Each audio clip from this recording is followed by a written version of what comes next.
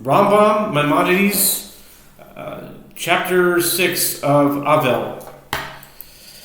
מדברי סופרים שיהיה אבל נוהג במקצת דברי אבלוס כל 30 יום. According to rabbinic law, a mourner should observe some of the mourning practices for 30 days.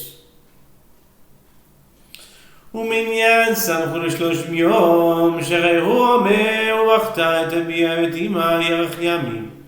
דברים כפרות יגימו מכלל שהאבל מסתר כל 30 יום. Which source did our sages use as a support for the concept of 30 days?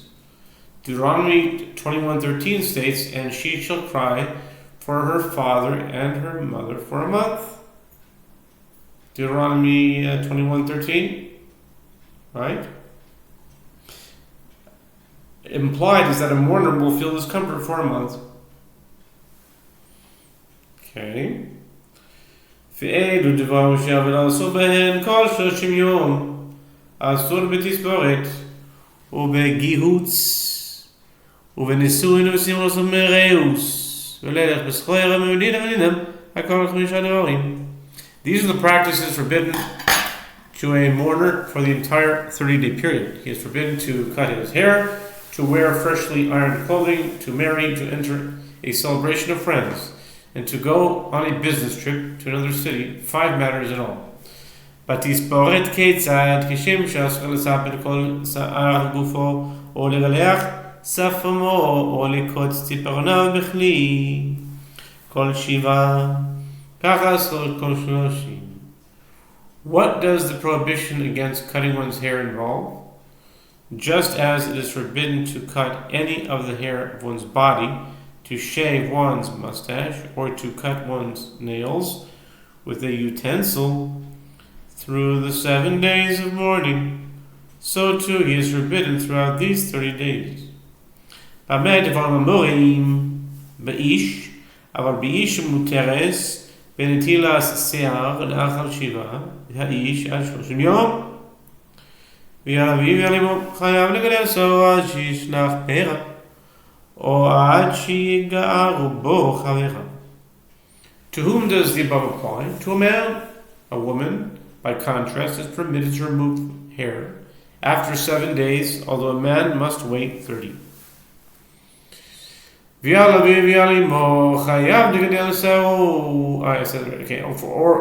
For one's father or mother, a man is obligated to let his hair grow until it becomes noticeably long, or until his colleagues rebuke him for not attending to his appearance. Similarly,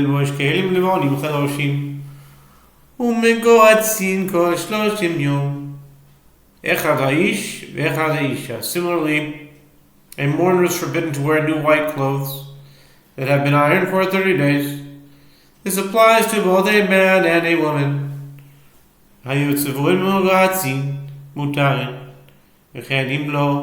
היו חדשים, אף על פי שהם לבנים, ומגועצים מותרים.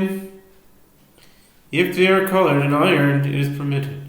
Similarly, if they are not new, although they are white and ironed, it is permitted.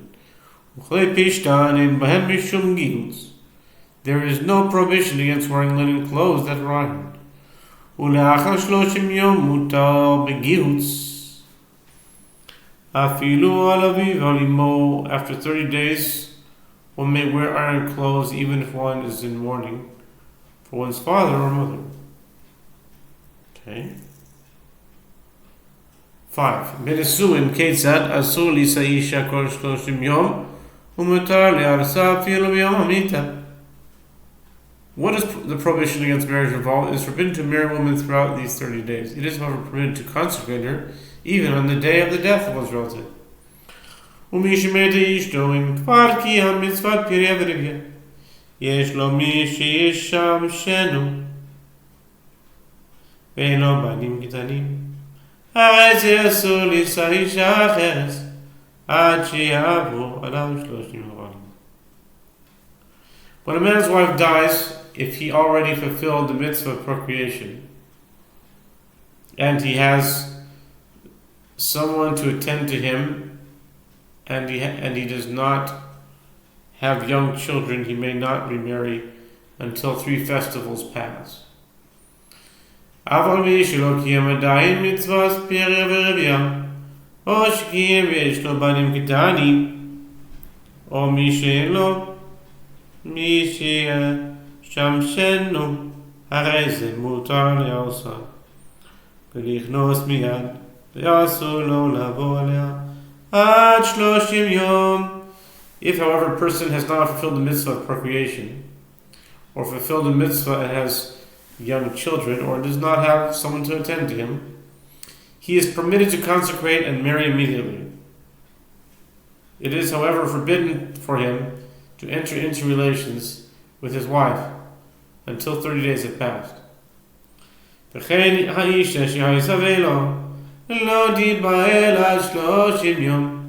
Similarly, a woman who was in mourning should not enter into relations until 30 days have passed.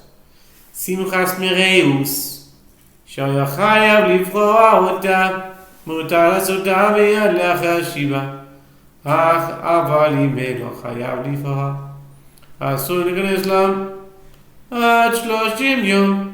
A friendly get-together, which a person is obligated to requite immediately, may be held immediately after the 7 days of mourning. If, however, he is not obligated to requite such a gathering, he is forbidden to enter one until 30 days pass. When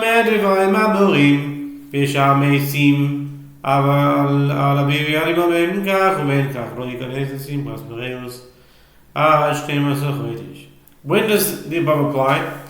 When one is mourning for other deceased persons. When mourning for one's father or mother, by contrast, under all circumstances, one is forbidden to enter a friendly gathering for 12 months.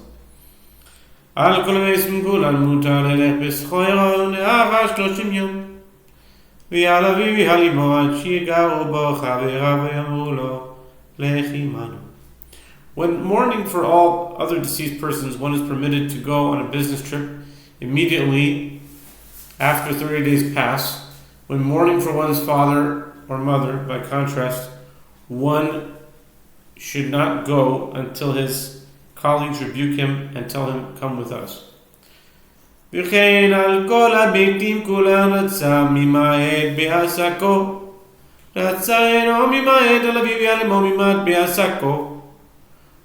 When mourning for all other deceased persons, if one desires, one may reduce his business activities. If he does not desire, he need not reduce them.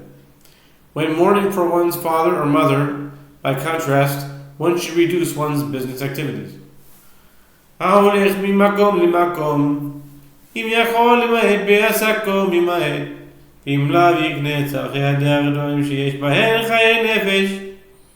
a person is journeying from place to place, he should minimize his commercial activity if possible. If not, he should purchase the articles he needs for his journey and articles which are necessary to maintain his existence. מי שהיה בעלה צלוב בעיר, או אשתו צלובה. This is interesting.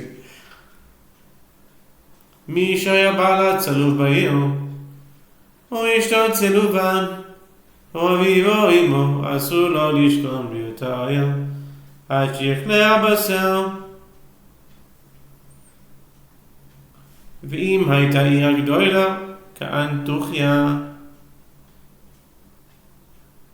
יש לו לשכון בצד האחר שאין עצורים בו.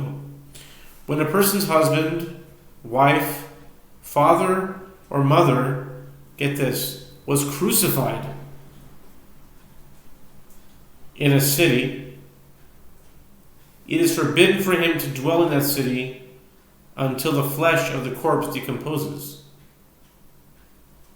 That's, how could you tell? That doesn't make sense. That doesn't seem reasonable to me. They take him down, they bury them. What do you mean?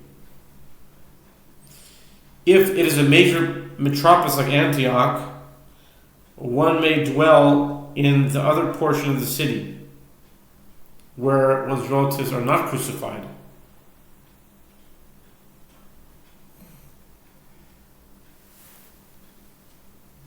Okay. Yom 12. Yom Shvi'i Mikzato Chekulo Yole Lechan Ulechan לפי רבותה לחפש וללחוץ ולעשות שהדברים ביום שביעי וכן יום 30 מקצתו כולו ומותר לצפר ולגהץ ביום 30. If a portion of the seventh day, even a portion of the seventh day is considered as the entire day, and is counted both as part of the 7 days of acute mourning and the 30 days of mourning.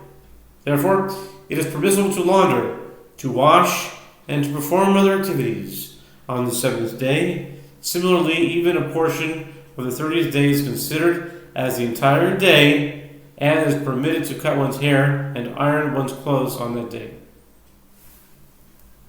13. Mishitachapu אבל אבירים את זרו יקל בתר ויחבים שרו מכאן בתר לא במספר ומחבש כנזות המים אבל לא בנזר ולא בחום ודורס כל בחום וצונן אבל לא בחמים וכן מי שיתרבו עליו ובמדינת הים מבית השביעה או שיוצא מבית הסורים או שיאמינו דה ויותר, או שיאמינו דה ונשאר נדרו ויותר. כל יוצא בטומאה לטהרה, הרי אלו מגלחים בימי אבלם. ובנגעו נעם המלאכה, ואלו מצאו פניים. The following laws apply when one suffers several losses for which he is required to mourn one after the other. If his hair grows overly long, he may trim it with a razor, but not with scissors. He may wash his clothes in water, but not with soap or using sand. He may wash his entire body in cold water, but not in hot water.